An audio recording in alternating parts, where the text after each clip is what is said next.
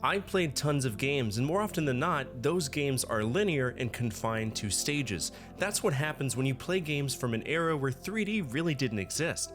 It's sort of a luxury when I'm able to work on games from the 5th generation onwards, because those worlds are so expansive. Now, this episode will have more modern games in it, and while I haven't played every single open world game that's out there, I will inevitably play more as the years go by. And because of that, this will be another one of those fancy living episodes. I'll tell you my top 10, and in a year's time, we'll come back and see if anything has changed. All I ask is that you're patient and understand that I do play a wide variety of games, so your favorite open world game might not be on this list. With that being said, let's begin.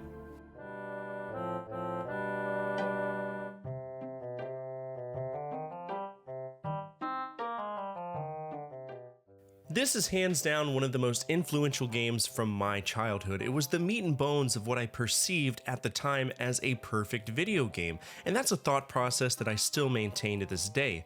It's funny to hear how many people dislike Ocarina of Time. I don't get it. The music is great, the atmosphere of the game is wonderful, and from a game flow perspective, I have a tough time picking another game, at least on the Nintendo 64, that managed to blow me away as much as it did. Now, I make a conscious effort to read every single comment and respond to everyone, and one recently brought some stuff to my attention, namely Frozen Aorta, who said it was a copy and paste Dungeon Fest and that it was a rehash of A Link to the Past.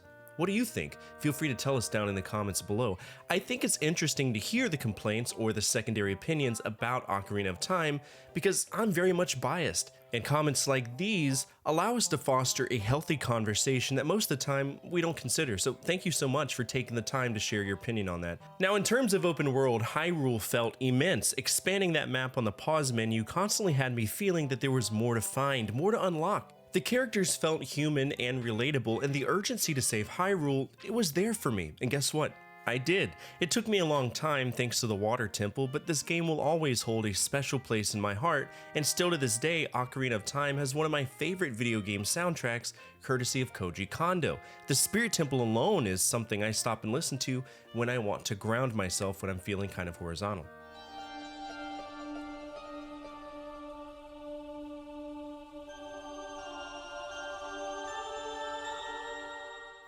Minimalistic games are something that I treasure. Stripping a game to bare bones to focus on the core aspects of an experience is something that I feel every single developer should do so that they can perfect their craft, and once they do that, then they can slam all the extra shit that enhances the experience for the consumer. Sony Computer Entertainment Japan knocked Shadow of the Colossus out of the park. From the point the game starts, we have no insight as to what we need to do. We can't understand the language, but we have a sword, and if we hold it up, it glows with a gleam that leads somewhere. Maybe we should get on our horse and go see where it points to. What's at the end of the light? Monsters! Big fuckers! The Colossi. As the game goes on, the fights with the Colossi begin to get more complicated, their weaknesses protected by their stature. With every Colossi that we take down, an essence of Dorman, the entity we are relying on to resurrect our lover, begins to degrade our body. It's an amazing game, and it ties into the spiritual predecessor, Ico. So if you want to check this game out, you can either play this or Ico, but just know, Shadow of the Colossus is the spiritual successor to it.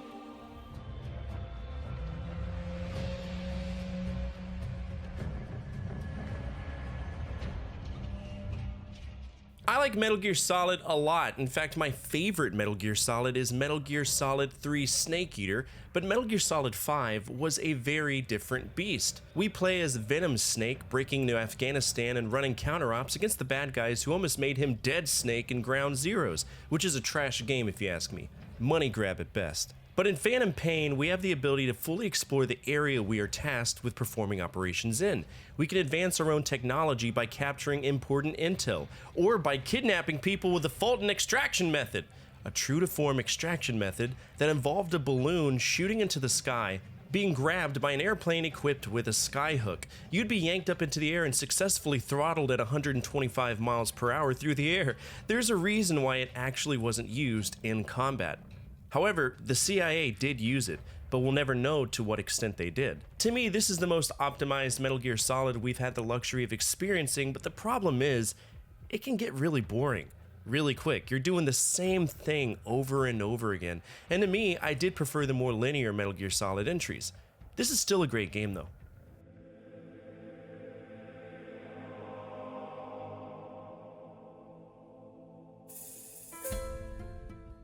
People love playing games that involve roles that they likely will never be in, like Hitman or Farmer Simulator. Why go out and be a farmer when you can just sit at your computer and drive a tractor? Simulation games alone are worth their own video, and I do hope to make one at some point, but being an assassin, that was cool for kids of the early 2000s. It was different, in a world full of fantasy warriors, superheroes, and characters that made the transition from the late 90s, Assassin's Creed was a welcome addition to the experiences we had in our childhood. Altair was a badass dude. He could climb up buildings with seemingly endless stamina, jump across rooftops, and slam his hidden blade straight into the aorta of a really bad asshole, before listening to their monologue and respecting them in death. While the game itself is very much a proof of concept, it was a concept that worked, and it let Ubisoft thrive in a new era. For the most part, this was their flagship franchise after the popularity of Rayman kind of faded out. So here we are learning about Desmond Miles and his connection to the Assassin Order and the Knights Templar.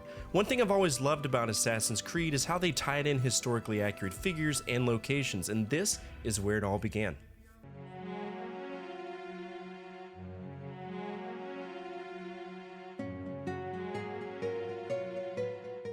While I hold tremendous love for Ocarina of Time, Twilight Princess was my second favorite Zelda game for a long time. I remember being a kid and playing Ocarina and thinking it was the most amazing thing to graze my optical nerves. Then Majora's Mask came out and the 3D gimmick annoyed the fuck out of me. Then it jumped to the GameCube with these weird cel-shaded graphics.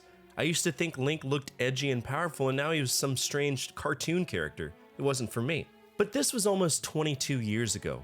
Whew, does time fly or what? As an adult, I love Wind Waker. It almost made this list, but the game that scratched the itch for me when it came to a realistic world that thrived around me in the vein of Legend of Zelda was Twilight Princess. Now, I owned a Wii, so obviously I played the Wii version, so my experience felt very involved, if that makes sense. If Link was holding a rock, I could throw it with the Wiimote. If I wanted to swing my sword, I could. All I had to do was wave the Wiimote. For a kid like me, that level of involvement meant the world to me. I felt like for the first time in a long time, I was in the game. To me, that was the one strength that the Wii had, because graphics and a strong library certainly wasn't one of the strengths. The PS3 and 360 were kind of smoking it in those categories. I was kind of confused by the whole wolf gimmick with Twilight Princess, but once I was able to revert between the forms, cowabunga it was. I walked every square inch of Hyrule. I connected the dots for locations I knew from when I was a kid. I found that solace that 6-year-old me had the first time I stepped outside of the Kokiri Forest. And let me tell you, that's a fucking hard emotion to replace. I wish I could bottle it up and experience again, but I don't know if any game moving forward is capable of doing that for me.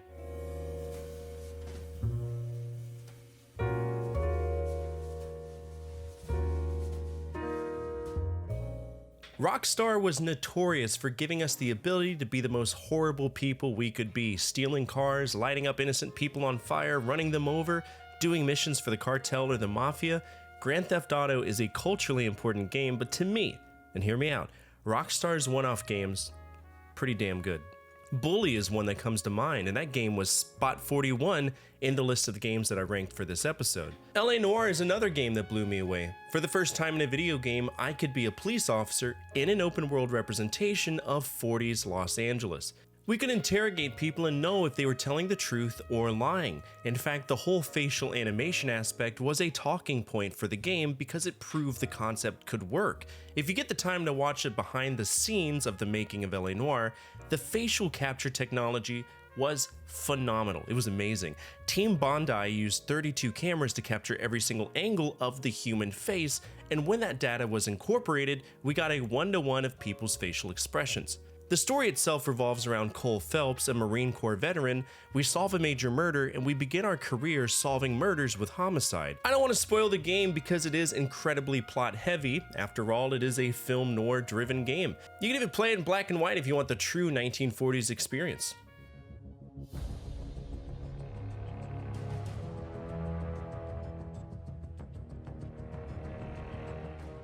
You know, there aren't many British game developers that I can tip my hat to. Gremlin, from a historical standpoint, is the one that I find to be important.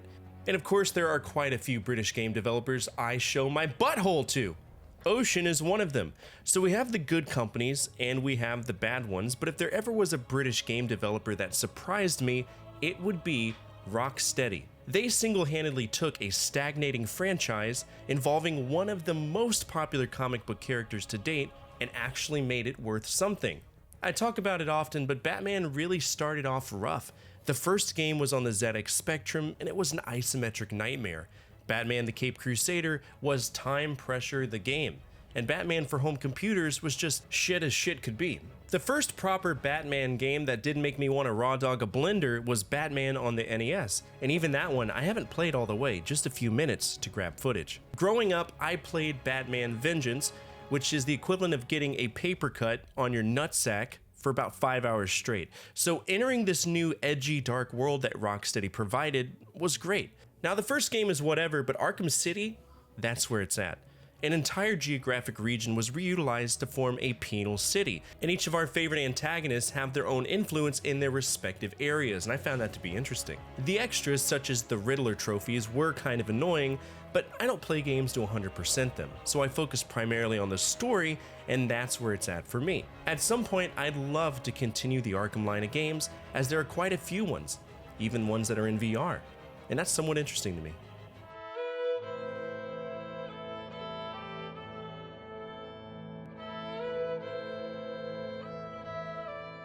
I remember growing up seeing Red Dead Revolver and always wanting to play it. For a long time, I didn't, but one day, I was graced with a PS3 by my girlfriend at the time as a birthday gift, and even though the relationship didn't last, I sure as fuck kept the PS3. One of the first games I acquired for it was Red Dead Redemption. Red Dead Redemption was eons better than Red Dead Revolver because to me, Red Dead Revolver was just a gimmicky arcade mission game, right? They were just back to back. But Red Dead Redemption? Holy shit! That was a game. In fact, to me, from a Western perspective, not only is it accurate to the behaviors of individuals during the time of the Wild West, the weapons are accurate, and the story alone is so in-depth. Tragic too. I played this through a few months ago and it was nice to do it again. Now I do own Red Dead Redemption 2, and while many might consider it a better game, I personally don't. And the reason I say that is because I feel Rockstar tried too hard. The world was just too big for me. I don't know, maybe I'm weird. But it was nice to see a prequel to Red Dead Redemption and understand the characters' chemistry. If you get a chance, get Red Dead Redemption because to me it's one of the best PS3 games out there, hands down.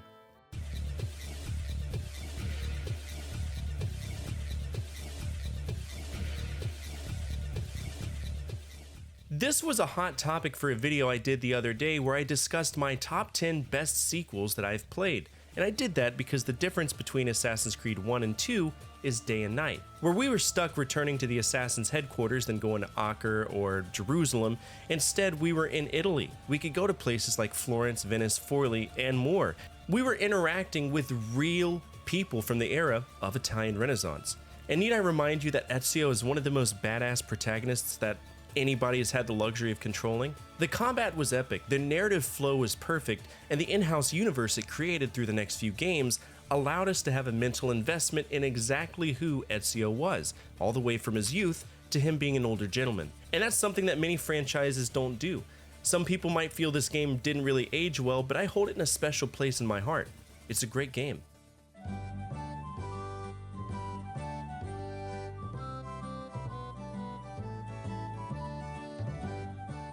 One of my favorite NES games is Pirates, and literally every version that I've played, be it Pirates, Pirates Gold, or even the reboot, have been phenomenal. To me, it's the best open world game I've had the luxury of playing not only in my life, but on stream as well. I've actually done a series slayer on this franchise, which I'll link down below in the description and at the end of this video. Now, what makes Pirates so special? It's literally a game where we can do whatever we want to do in the Caribbean. Do you want to be a deadly pirate? You can. Do you want to be a privateer and take on pirates with the intention of gaining prestige and getting promoted by governors of various cities we visit? You can. Want to marry a pleasant or beautiful woman, find your kidnapped family, and maybe stumble upon the ancient Mayan gold deposit?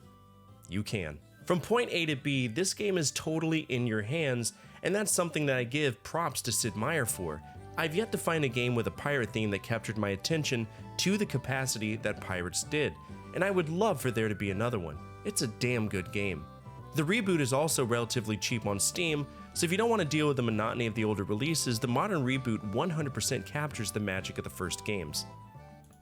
And that's it for today's episode. What did you think of this list? What are your favorite open world games?